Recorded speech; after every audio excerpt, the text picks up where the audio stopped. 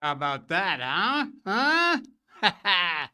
Welcome to the Jay Sheldon Show. Happy Monday. Good morning, Danny. Big new day. Can't wait. It is a big new day. We got a new opening there for you. Very cool. Thanks to the creators that made that. Appreciate it. And yeah, we got a big one going on. Sleeper cell fears are rising in the U.S., and it's not something to ignore.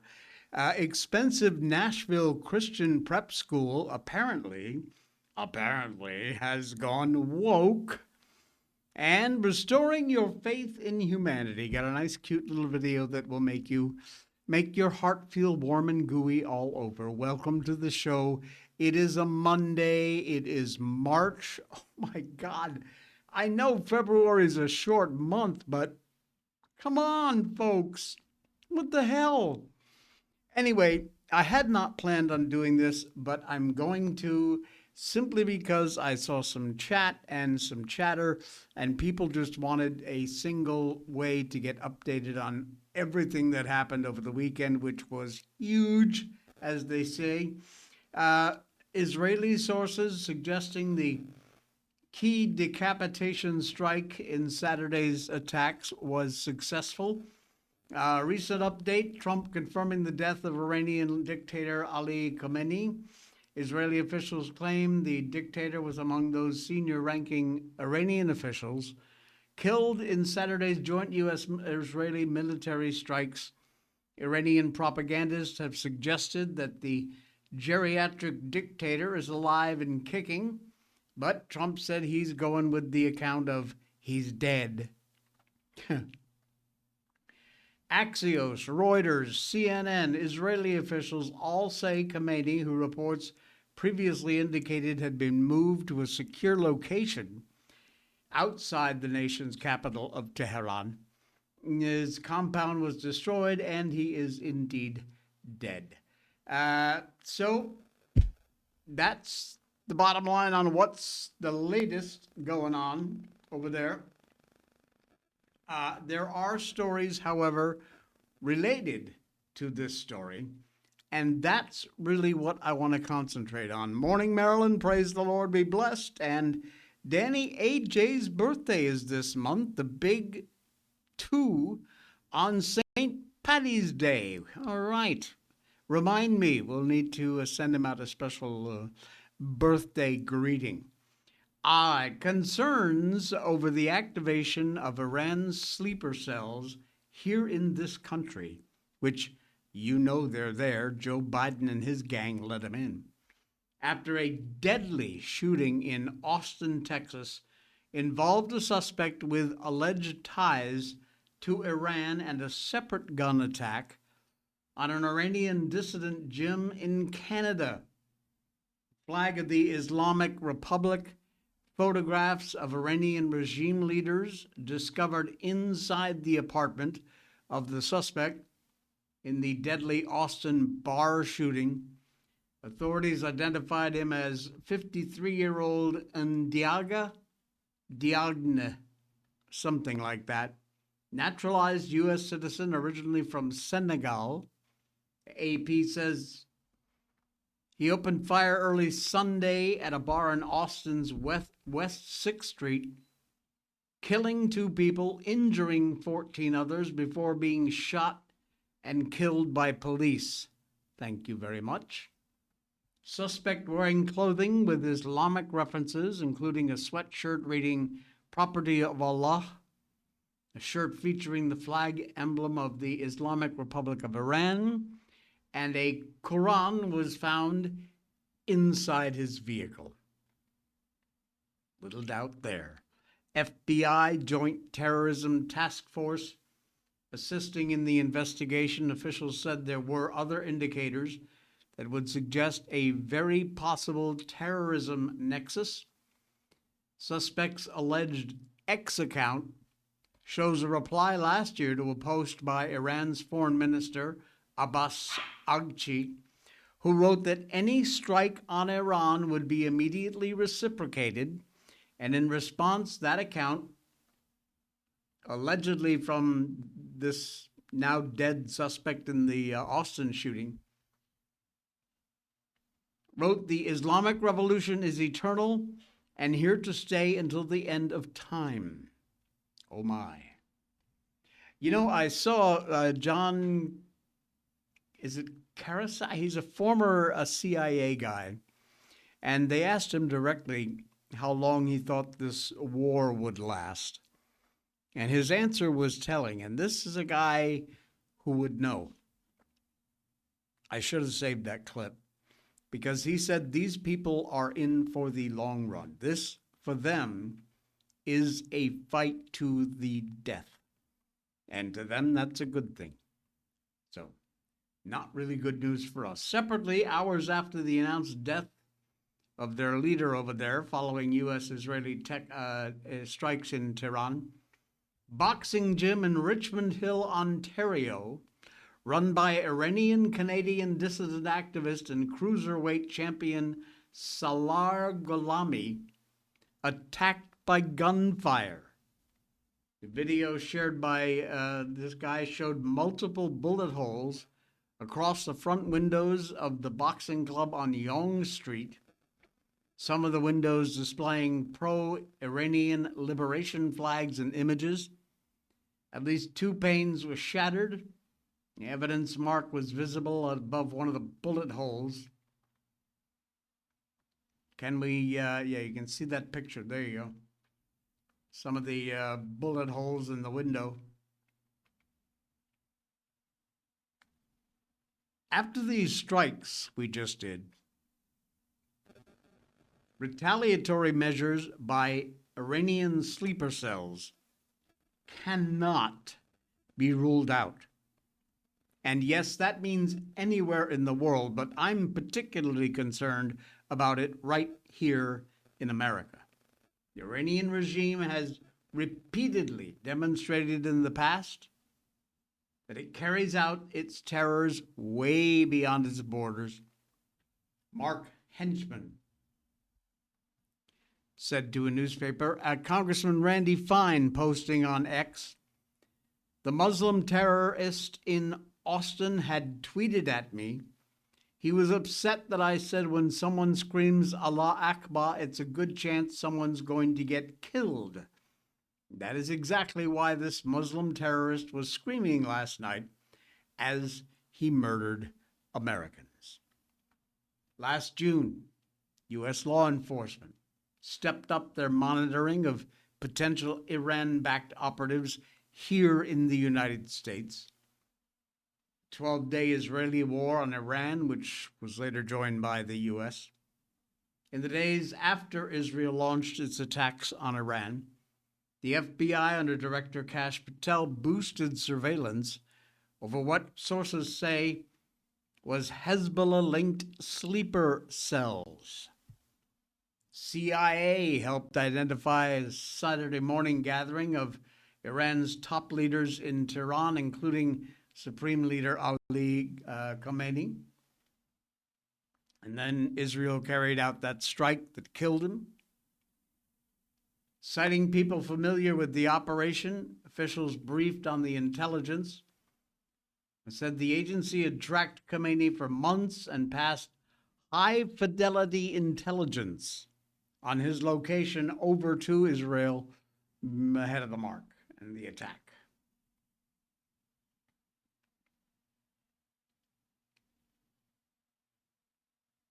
This is not good news.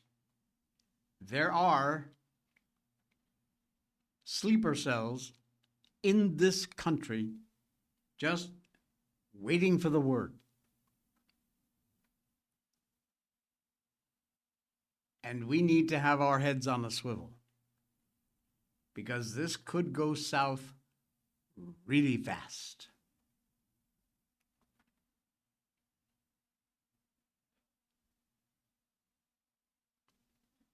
Keep that in mind when you are out in public places, the mall, ball games, whatever it might be. I don't want to live like this, but sadly, this is the world we live in at the moment. So, head on a swivel. Absolute mess. There are, however, a few pro-Khomeini students out there who thought it would be a good idea to storm the U.S. consulate. And they very quickly and very violently FA'd and FO'd. The strikes continue from the U.S. and Israel on Iran, pro-regime protesters in other countries beginning to lash out. This is what I'm talking about. Hundreds of people gathered outside the Karachi-based American consulate in response to the killing of their leader, and things went south real quick. Videos show the Islamists first breaching the main gate, then using pieces of wood, various tools, to breach the inner part of the compound. Where is that? Here we go. Here is some video of that.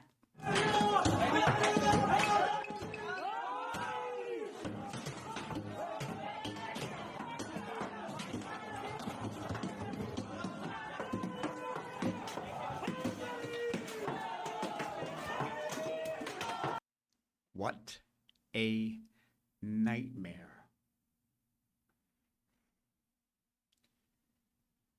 Do we have, yeah, we got one more for you.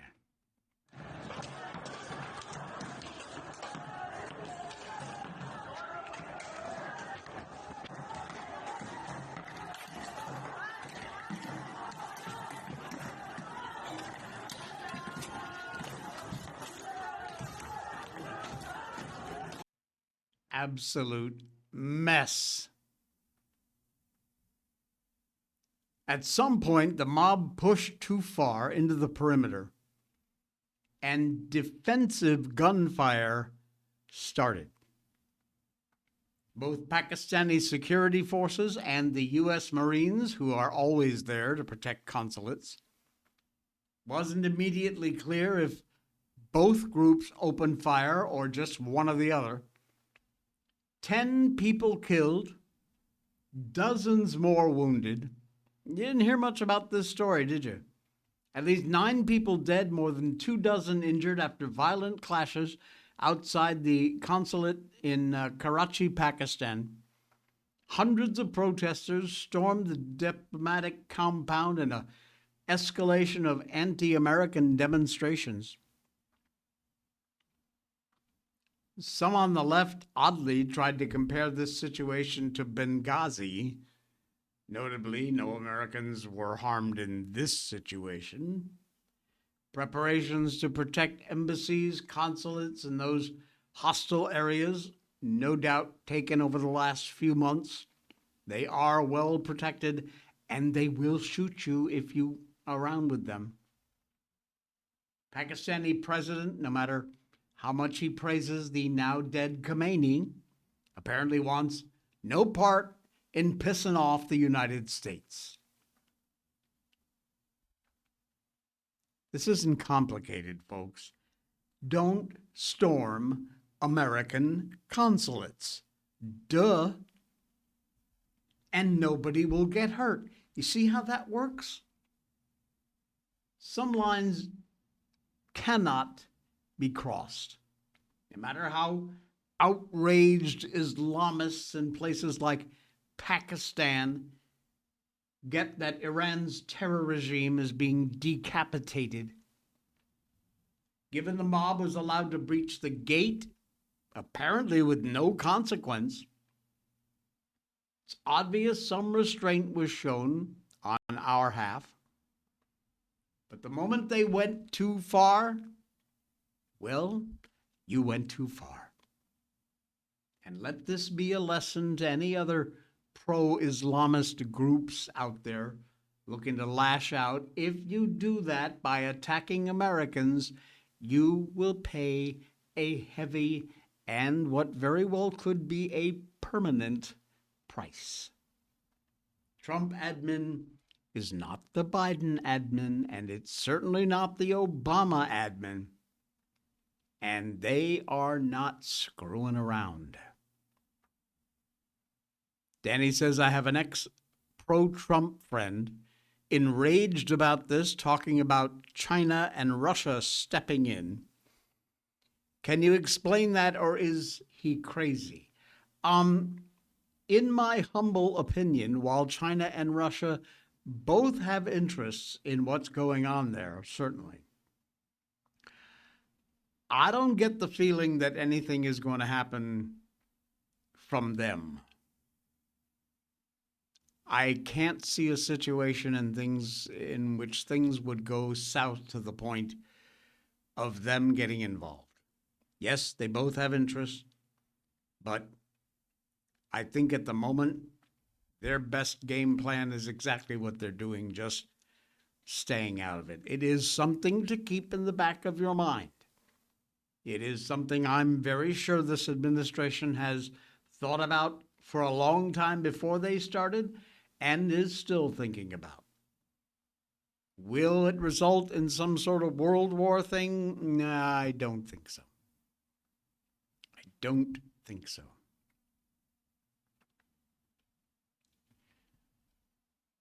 Is there such a thing as an expensive Nashville Christian prep school? Well, apparently there is, and apparently they've gone woke. Oh, these silly, silly people. We're going to tell you about that coming up in just a bit. However, before we do that, we're going to tell you about one of our great partners on this program, and that is Patriot Mobile. Patriot Mobile. Can we do that again, please? Thank you. I'm trying. It's not ready? What's the problem? Whenever something goes viral, like, oh, we're the most patriotic cell phone company, all these other companies, guarantee you, are going to jump on the bandwagon, pretending to be patriots. They're not. For more than 10 years now, Patriot Mobile has been America's only Christian conservative wireless provider. They're right there with us in the fight. They've been a great supporter of this show. They are the only cell phone service provider that's actually right there on the front lines defending our freedom. Patriot Mobile offers dependable nationwide coverage across all 3 networks. You keep your phone, you keep your phone number. You can upgrade if you want on your phone. You don't have to, it's not required. Their public service, the customer service folks are 100% US based. They speak your language. They're right here in America with us. They are not there to sell you a product you don't need. They're there to fit you into a plan that fits your budget. That's their job. You got questions? Sign in, log in, patriotmobile.com/J. Go to the help, little button down in the corner. Likely, I think it's over here somewhere. And ask them questions. They're there to answer your questions. Patriot Mobile has been defending our freedoms for a long time now. It's an American company. And when you switch to Patriot Mobile, you are supporting a company that is defending free speech, religious freedom, the right to life, our military, our first responders. They're all about all the things you and I believe in. They are the only Christian conservative wireless provider in the country for your cell phone service. Even if you're under a contract currently, talk to their customer service people. They've got plans that may be able to get you out of that contract without paying anything extra. Don't be fooled by these other companies who pretend to be patriots. They're not. patriotmobile.com/J, and you use the code J, your first month is free. Yep, your first month's on me. I'm paying your bill for the first month. If you use that code J and go to patriotmobile.com/J, get signed up today. patriotmobile.com/J, and thank you, Patriot Mobile, for being a partner here on the program with us. We really do love you guys. Thanks. All right, apparently this Lipscomb Academy has gone woke. Here we go again. The officials there vehemently deny the claims that this public school leadership has injected DEI into the Church of Christ school. Parents and staff at a Christian prep school in Nashville are very upset about what they say is a trend away from biblical teachings and towards leftist ideology after Lipscomb Academy hired a principal who wrote his dissertation on school diversity politics. This is their new principal. It's long been considered among the premier private Christian schools in Tennessee. Parents pay a very elite price to enroll their kids in the college prep school. It's operated by Lipscomb University, historic institution founded in the late 19th century. Wow. By the Nashville Bible School to provide students with a rigorous and challenging academic education in a Christian context. However, recently they've shifted to be more politicized. Diversity, equity, and inclusion influenced education. What? Some parents with kids at the school and others connected to the academy, including employees, say they're not to be identified. They don't want to be known. They're going to speak out, but they don't want their identities known for fear of reprisal against their kids and their positions within the school. That alone says a lot about what's going on. The school individuals are claiming, rather, the shift picked up when Brad Schultz got tapped to lead Lipscomb Academy. Schultz's 2013 doctoral dissertation was called Intentional Diversity, a historic investigation of a Southern private school's 10-year diversity initiative. Lipscomb, like a lot of other private Christian schools today, is acquiescing to this liberal culture. The one place you would expect for that not to happen. One of the parents said in a phone interview, like churches that look more like the culture than the church, Lipscomb is looking away more like a public school than a Christian school. This new principal's dissertation sought to discover how existing power dynamics between white mainstream and marginalized cultures might be embedded and reflected in a Christian school's intentional diversity initiative.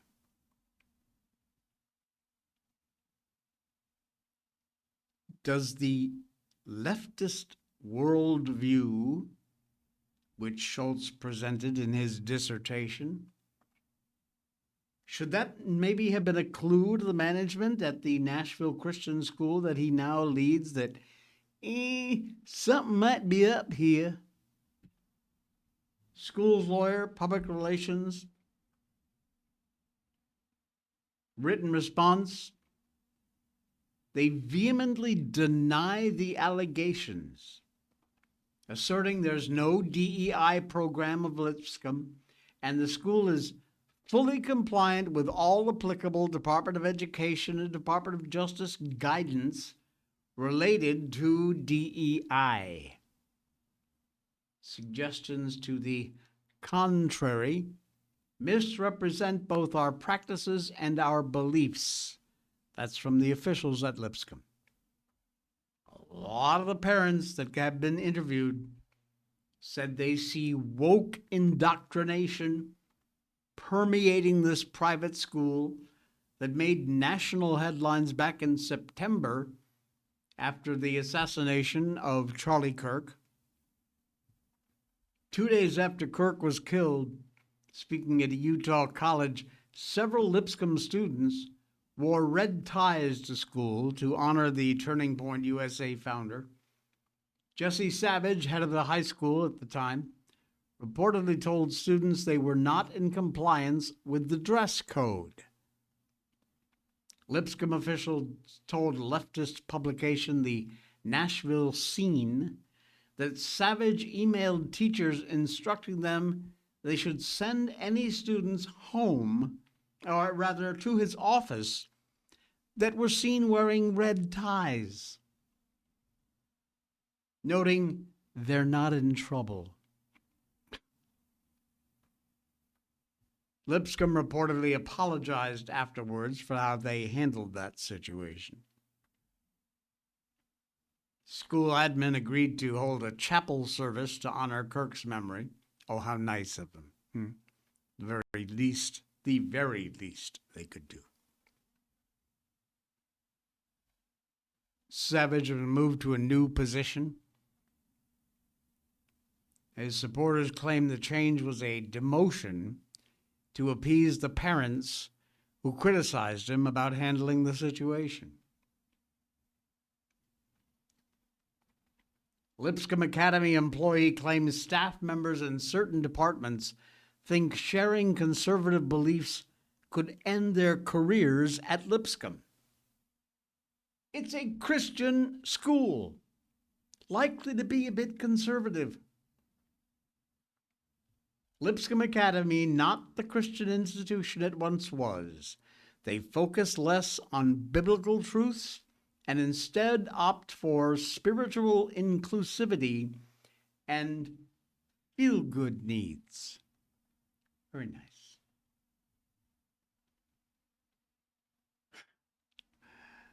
So the arguments continue. One group says one thing, one group says another. Yeah, whatever. Insane. Absolutely insane. All right, what else we got going on here? Oh. From the ridiculous to the absurd.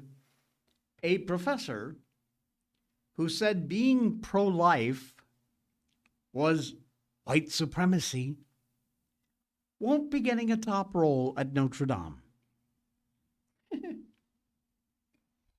Notre Dame has waffled on its relationship with their Catholic mission and their identity for decades now.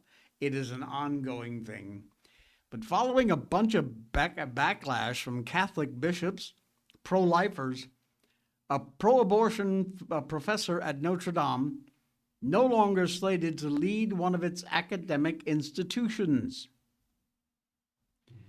Global Affairs professor Susan Osterman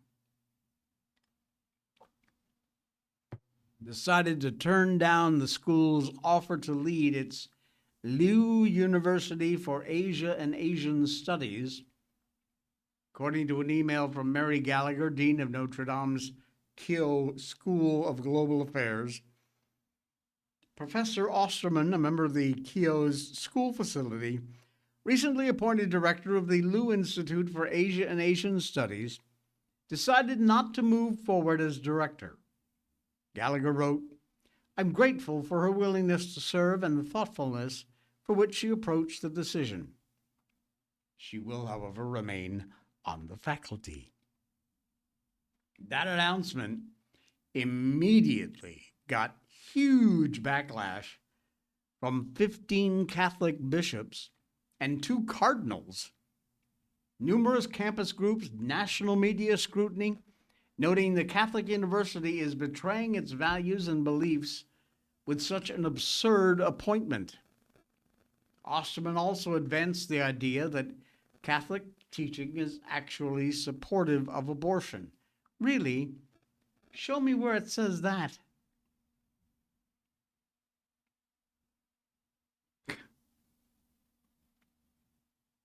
Bishop Kevin Rhodes, quote, "These are all outrageous claims that should disqualify her from an administrative and leadership role at a Catholic university.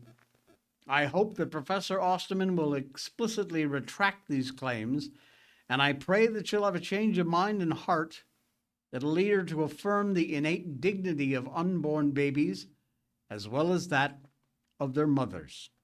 Amen. Despite all of this crap going on, guess what Notre Dame did? They doubled down. They doubled down on their decision for Osterman to lead the Institute, running cover for her noxious beliefs, calling her a deeply committed educator, well prepared to expand the Institute's global partnerships and create impactful research opportunities that advance our dedication to serving as the preeminent global Catholic research institute. Yeah, double down. There was a protest planned for Friday against Osterman's appointment, and at this point it's pretty moot because she turned it down. This is great news, but although we haven't won the battle, the war rages on. The fact that this pro-abortion professor could ever be appointed signifies a much deeper split between the students, the deans, and the admin. In the spirit in which the March on the Dome was never just Osterman, it was making sure that nothing like this shocking appointment is ever tolerated at Notre Dame.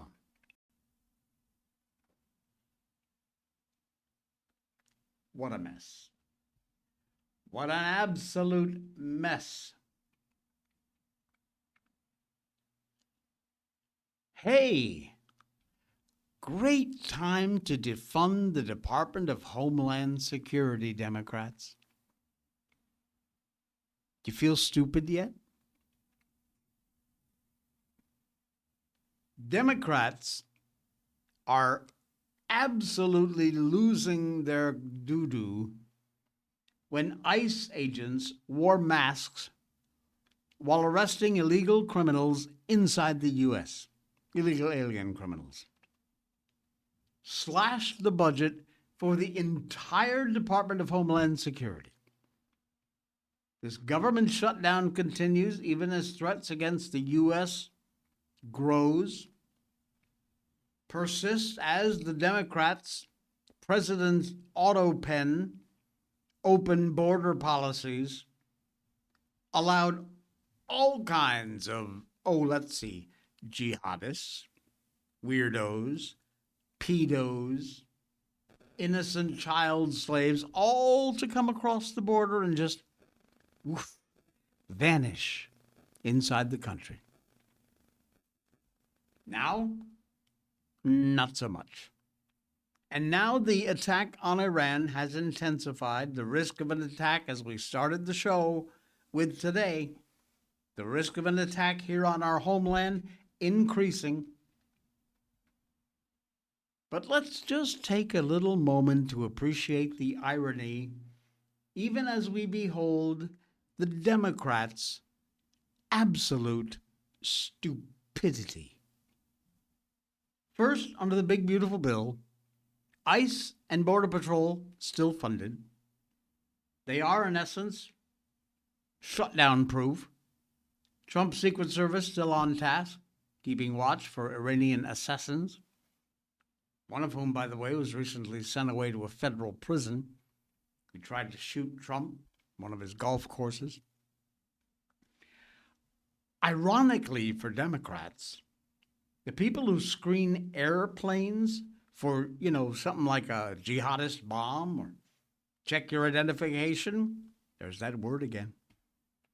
Transportation Security Administration, TSA.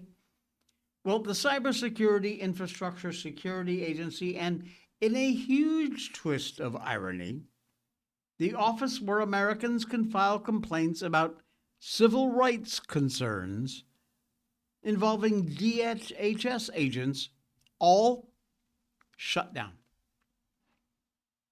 One of the DHS civil rights offices is located in Antifistan, near the anti-ICE activists in Seattle.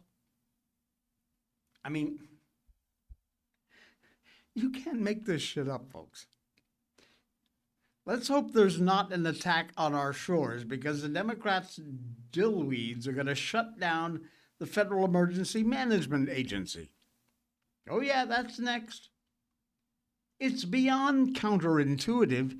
It's freaking idiotic.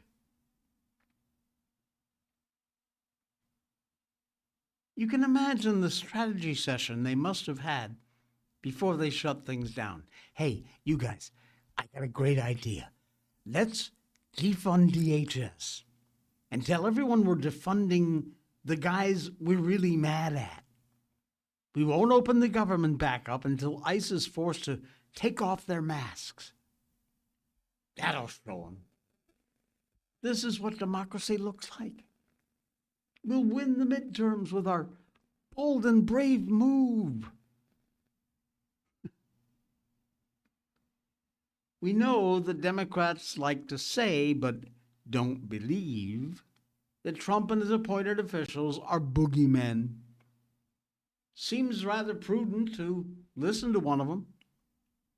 Joe Kent, former Green Beret, CIA operative, two-time Washington state congressional candidate, works for Tulsi Gabbard, director of national intelligence, delivered the bad news for anti-American Democrats back in December.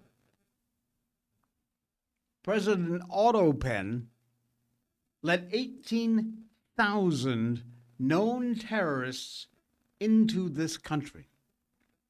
NCTC Director Joe Kent on X said this: "The terrorist threat posed by Biden's failed open borders is real and persistent.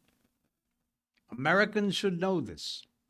President Trump is using every counterterrorism capability we have to hunt narco-terrorists, dismantle criminal gangs and cartels, and restore safety across our borders."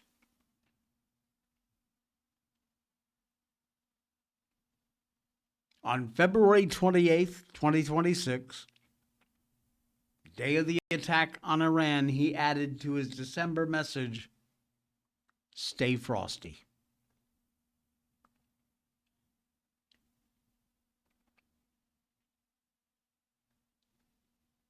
Meet one of the recently departed Ayatollah's Islamic Revolutionary Guard members, who just happened to be hiding in Minneapolis.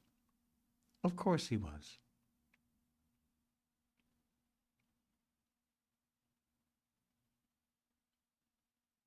A criminal illegal alien from Iran, convicted of being a felon in possession of a firearm in Minneapolis, where he was sentenced to 15 months in prison.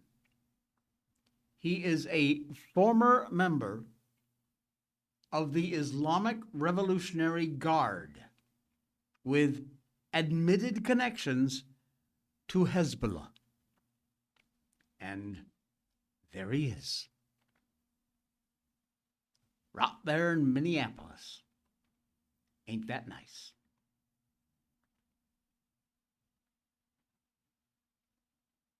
Then there's these two Iranian guys illegally here in the United States, and we wonder why they were here. Kristi Noem. Andre Ismail Bolandi, criminal illegal from Iran, convicted for manufacturing a controlled substance in Los Angeles. Oh, very nice. Very nice. And there's knucklehead number 2, Farshad Ghazi, criminal illegal alien from Iran, convicted for unlawful transport of firearms in Indianapolis, Indiana. You want more irony? Democrats did this to score points with their base over mask-wearing ICE agents, and by cutting off DHS funding, now are handing an advantage to the mask-wearing terrorists.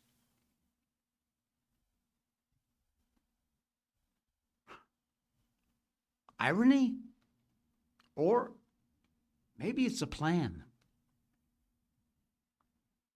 Whatever it is, it ain't working.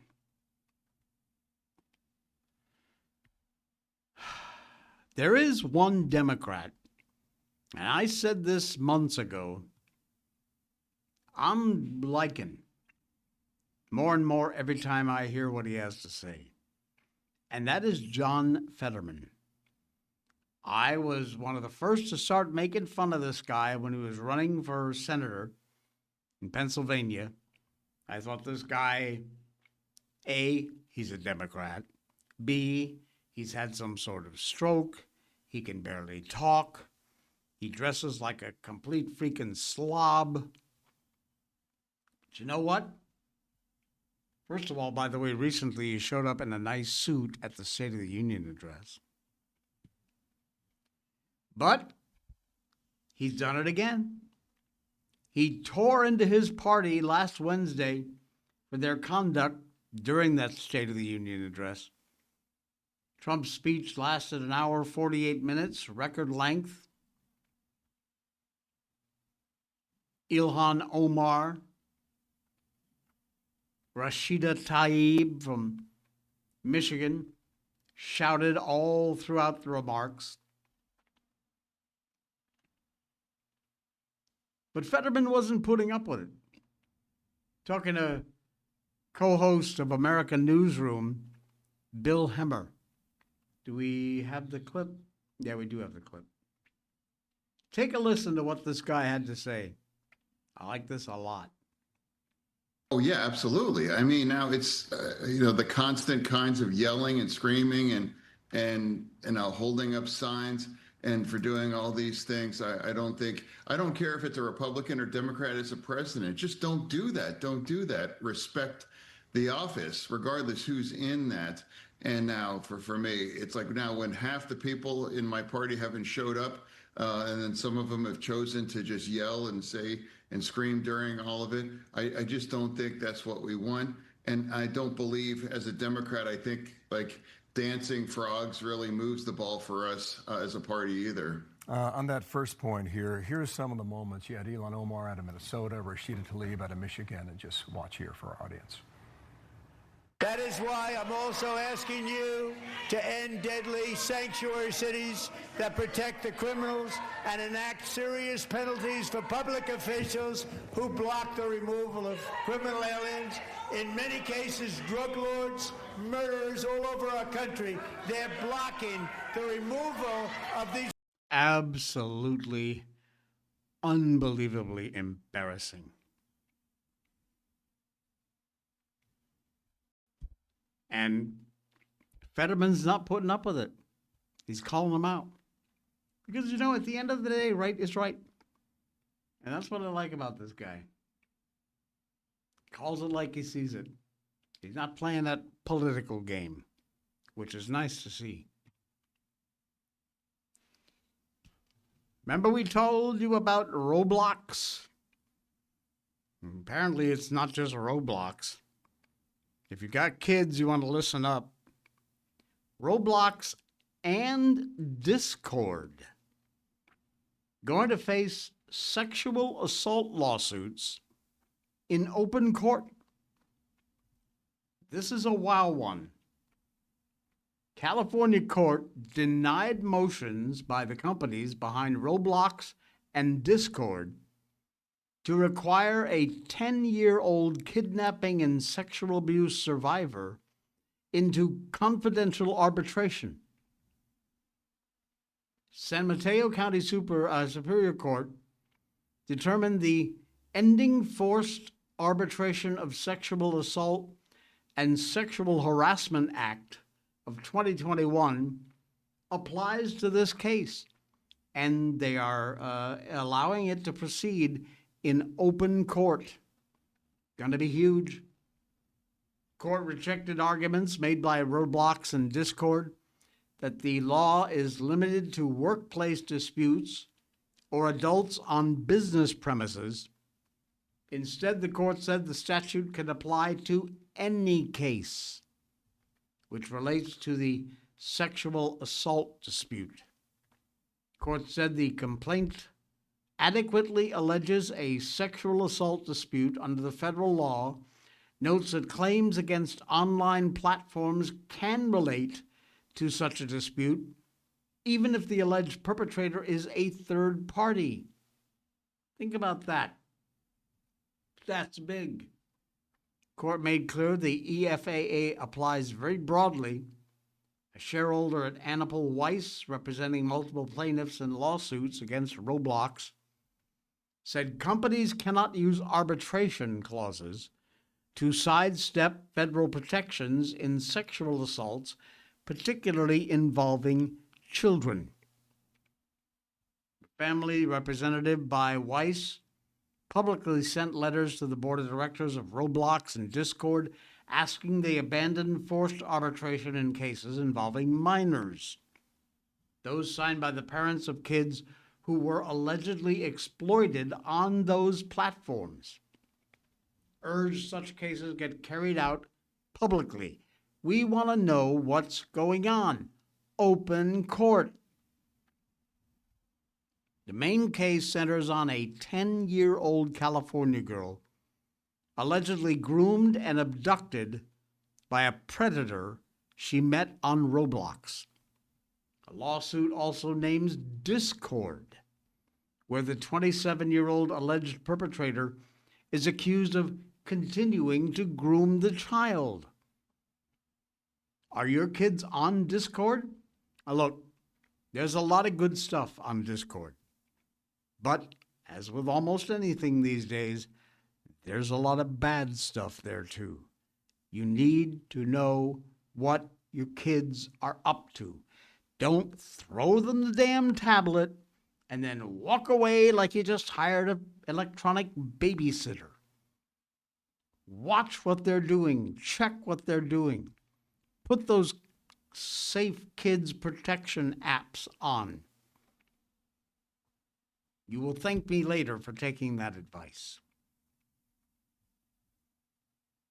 Child was abducted from her home, later found hundreds of miles away after a search. That's the kind of absolute scum we're dealing with on some of these platforms, which would pretty much ruin your faith in humanity if it weren't for our last video. Because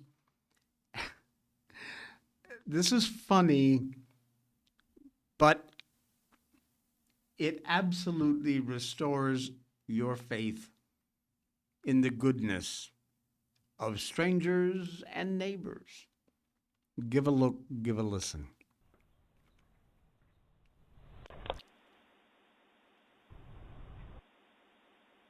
Oh my gosh, hold on.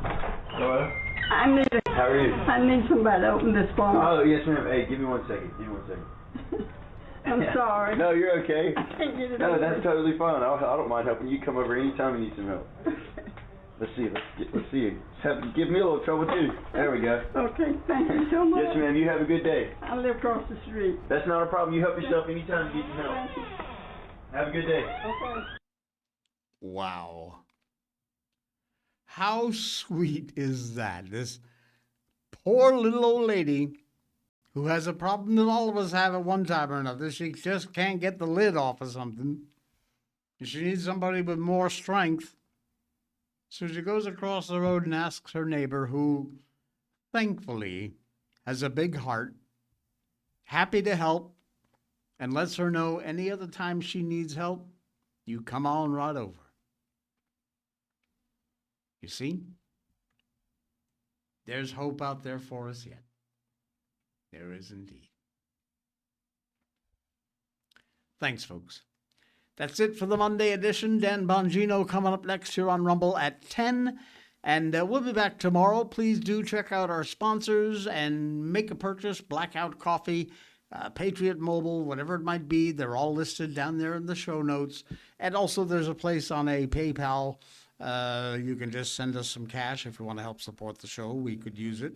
We are also on a quest to buy a new camera, so that's in the pipeline. We'll see. All right. Hey, by the way, I don't know if you noticed or not, but we are now a premium creator here on Rumble. Very happy about that.